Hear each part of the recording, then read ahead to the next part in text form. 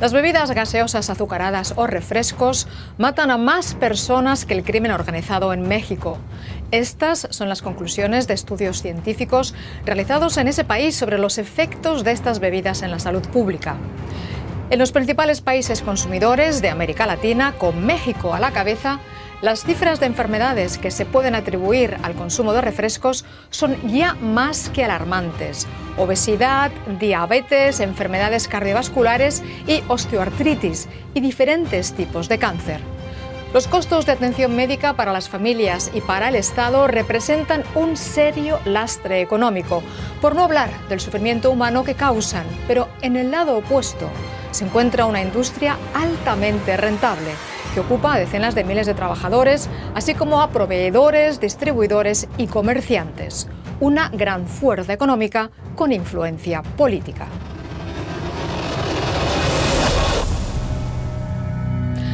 Refresco, soda, chesco, gaseosa o cola son algunos de los nombres utilizados para referirse a las bebidas de agua carbonatada, endulzada y con saborizantes.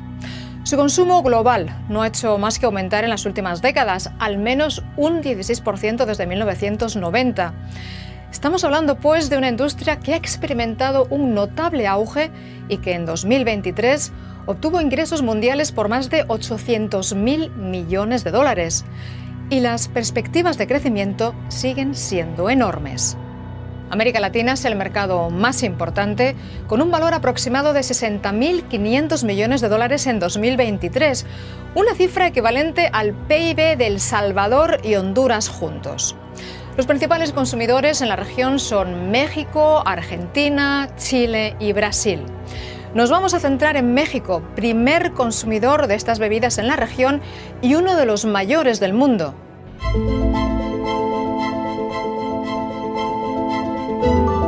De acuerdo con un estudio de la Universidad de Yale, en México se bebe un promedio de 163 litros de gaseosas por persona al año. En muchos hogares, estas bebidas forman ya parte de la cesta básica. De hecho, según datos de la organización El Poder del Consumidor, los mexicanos gastan en promedio nada menos que el 10% de sus ingresos en gaseosas. ¿A qué se debe este fenómeno? Que México sea el principal consumidor de gaseosas se debe a una confluencia de causas que va desde la proximidad con Estados Unidos a que tuvieron de presidente a uno de los CEOs de Coca-Cola México, que es Fox, ¿no? Que hizo un montón de acuerdos con esa compañía para desde entregar fuentes de agua, lo que permitió que Coca-Cola bajara muchísimo los precios y se volviera accesible a muchísimas comunidades, muchas comunidades indígenas, a que pudieran hacer una publicidad muy agresiva. En fin, como que hicieron un combo muy perfecto en un contexto de no regulación.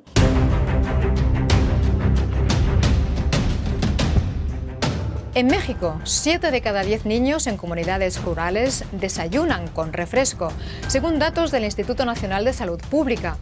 Después del agua, el azúcar es el segundo ingrediente con mayor presencia en estas bebidas, por lo que su consumo excesivo causa un grave problema de salud pública. México tiene una de las tasas más altas de obesidad del mundo. Casi 1 de cada 3 adultos son obesos, lo que a menudo va acompañado de graves problemas. Y sobre todo con un problema que es el principal problema de salud junto con la violencia en México, que es la diabetes. La diabetes que tiene una prevalencia, según encuestas del 2022, del 18% en la población mexicana. Y se ve como año con año, a pesar de los esfuerzos gubernamentales, hay un incremento de este problema. La diabetes es un problema muy grave que se alimenta en gran parte por el alto consumo que tienen este tipo de productos. Diabetes y otras enfermedades graves. Según un estudio realizado por el Instituto Nacional de Salud Pública junto con la Universidad de Tufts, el 7% de las defunciones en adultos mexicanos son atribuibles a las bebidas azucaradas. Es decir, estamos hablando de 40.842 muertes al año, lo que es más de las perpetradas por el narco. ¿Por qué es tan difícil luchar contra este problema, y no solo en México? La industria es sumamente poderosa, tanto más poderosa que muchísimos de los estados nacionales en nuestro territorio, ¿no? En América Latina. Hay empresas que son más grandes que los países, tienen más recursos, tienen más poder, tienen una pregnación más grande también en el imaginario colectivo. Las personas le confían más a las empresas que a los gobiernos. Entonces, por supuesto, tienen todas las de ganar.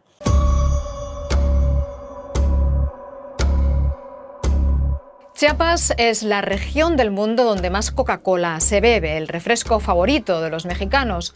Cada residente de ese estado toma un promedio de 821,25 litros al año, una cifra 32 veces superior al promedio mundial.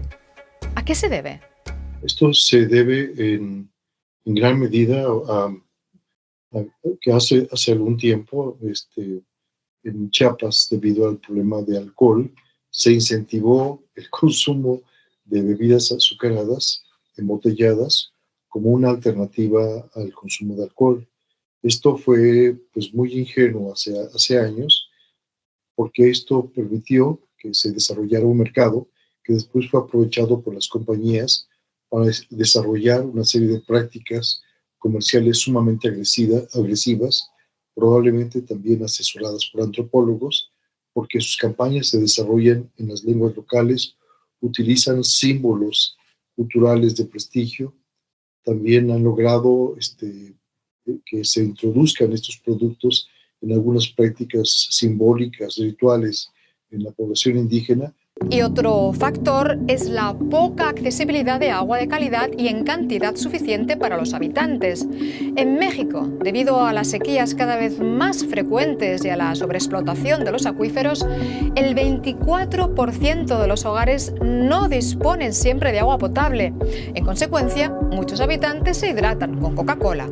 En la región de los Altos de Chiapas, donde predomina la población indígena y rural, Coca-Cola tiene una de sus plantas embotelladoras en el municipio de San Cristóbal de las Casas. La planta es propiedad de FEMSA, un gigante de alimentos y bebidas que posee los derechos para embotellar y vender Coca-Cola en todo México y gran parte del resto de América Latina.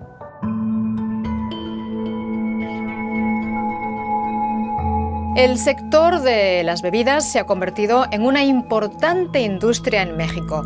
Su valor de producción ascendió a casi 270.000 millones de pesos mexicanos frente a los 153.400 millones de pesos registrados en 2013. Esto es un aumento nada menos que del 76% en una década. Una industria que además implica a muchos otros sectores en su cadena de valor. Hacia atrás, hay la industria agroindustrial, digamos, todo lo que la generación de productos primarios para la producción de las bebidas, toda una cadena de transporte, de embalaje, las tienditas de barrio, como le decía, otros canales de distribución como son los supermercados, o lo que llamamos nosotros on-premise, que son los restaurantes, hoteles, etc. En México, esta industria se presenta como un importante motor de la economía nacional, regional y local del país. En México es una industria cuyo valor de producción es equivalente al 3.1% del Producto Interno Bruto. En toda la cadena de valor emplea a 1.9 millones de personas y genera empleos directos para 135,000. Y hay otro elemento a considerar que son las tienditas de barrio. En México se estima que hay alrededor de 1 millón de estas tienditas de barrio y los productos de la industria representan entre el 25 y el 30% de sus ventas. Y este millón de tienditas de barrio es fuente de sustento para alrededor de 5 millones de personas. En lugares como en Chiapas, estas tienditas son a menudo los propios hogares, lo que puede ser un arma de doble filo. Convirtiendo a muchos consumidores locales en vendedores de este tipo de productos en sus propias casas. Esto hace que estos productos estén sumamente disponibles. Es más disponible la Coca-Cola que otro tipo de productos saludables como frutas o inclusive tortillas, que es el producto pues obviamente la base de la alimentación indígena. Vemos pues una industria que produce riqueza y empleo a muchos niveles, pero que al mismo tiempo contribuye a generar un grave problema de salud pública, con el consiguiente lastre para muchas familias y el erario público. En ese sentido, las repercusiones sobre la economía son destacables. Un estudio de la OCDE revela que el sobrepeso representa el 8,9% del gasto en salud en México y reduce la producción del mercado de trabajo en una cuantía equivalente a 2,4 millones de trabajadores a tiempo completo por año. Todo ello se traduce en que el sobrepeso y las enfermedades asociadas como la diabetes reduce el PIB de México en un 5,3%.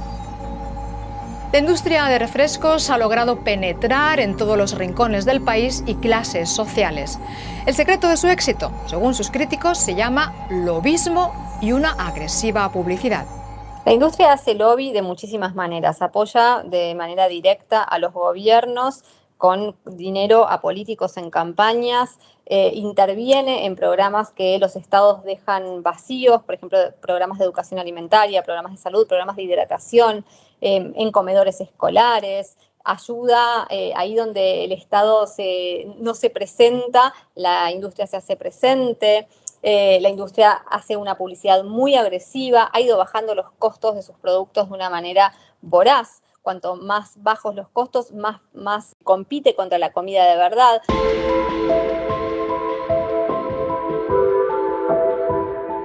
En la última década, México ha introducido una serie de medidas para desincentivar el consumo de estos brebajes o presionar a las empresas para que reduzcan el contenido de azúcar. Entre ellas, el etiquetado frontal, que advierte del elevado contenido de azúcar. Además, en 2014, México implementó un impuesto al consumo de 1 peso por litro, aproximadamente un aumento del 10% en el precio sobre las bebidas azucaradas, destinado a reducir el consumo. Y bien, ¿qué impacto ha tenido este impuesto? En evaluaciones que hizo el Instituto de Salud Pública en los años subsiguientes a la adopción del impuesto, se logró comprobar que el consumo per cápita de este tipo de productos se había reducido de 280 mililitros per cápita por día a 214, que es una reducción significativa. La industria, en cambio, no considera que a la larga este impuesto haya sido efectivo. Con datos de la Secretaría de Hacienda, lo que vemos es que la recaudación se ha incrementado en forma muy importante. Ha sido un impuesto recaudatorio en ese sentido. Sin embargo, el volumen de consumo, medido en volumen de ventas, digamos, se ha mantenido prácticamente estable. Lo que vemos en este sentido, pues, es que quizá el impuesto no ha generado el impacto que se preveía. En opinión de muchos expertos, si bien un impuesto de este tipo es recomendable, debería ser más elevado para que tenga realmente un impacto. Este impuesto debió haber sido mayor al 10%. Sabemos que para ser efectivo debe haber sido del 20 o del 30%. Un impuesto de al menos el 20% es lo que recomienda también la Organización Mundial de la Salud, siguiendo la experiencia que se tuvo poniendo freno a la industria del tabaco.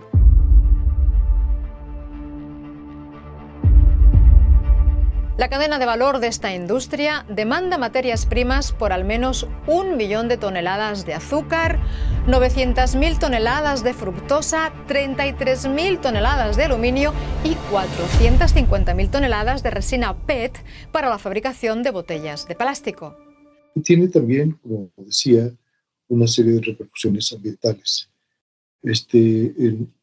No solamente por la cantidad de desperdicios, de desechos plásticos, de envolturas que dejan este tipo de productos, que además contaminan ríos, que contaminan la tierra, sino también la elaboración de este tipo de bebidas requiere el uso de una gran cantidad de aguas.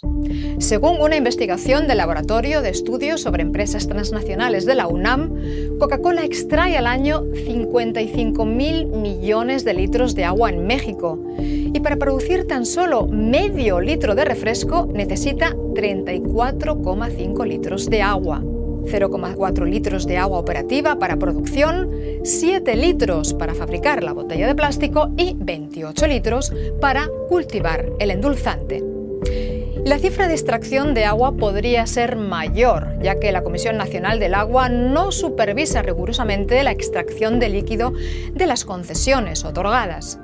En los Altos de Chiapas existe una planta que crece año con año para abastecer no solamente al estado de Chiapas, sino a estados vecinos, pero todo esto a través de un consumo pues, insostenible, no sustentable de agua, de los recursos hídricos profundos. Podemos concluir que la industria de bebidas azucaradas, un importante sector de la economía mexicana, representa también un grave problema para el medio ambiente y la salud. La industria considera que se ha ido adaptando a los requerimientos y que, con respecto a la dieta, es el consumidor, en última instancia, el que debe decidir. Ofrecemos, por cada versión de un producto con calorías, ofrecemos un producto sin calorías para que sea el consumidor quien decida lo que elija consumir de acuerdo a sus preferencias, a sus necesidades, a sus hábitos. La idea de la libre elección en este sistema es absolutamente banal. No existe la libre elección en la medida en la que estamos hablando de productos adictivos que se presentan como si fuesen algo inocuo, algo que va a brindar un encuentro familiar, algo que es para todas las edades, que nunca estuvo acompañado de una información adecuada. Por eso el Estado debe intervenir, por eso es un asunto de salud pública. ¿Y usted qué piensa? ¿Cree que el Estado debería imponer más regulaciones a esta industria para proteger a los ciudadanos? ¿O piensa que el consumidor debe decidir por sí solo? Esperamos sus comentarios. Yo me despido de ustedes. Hasta pronto.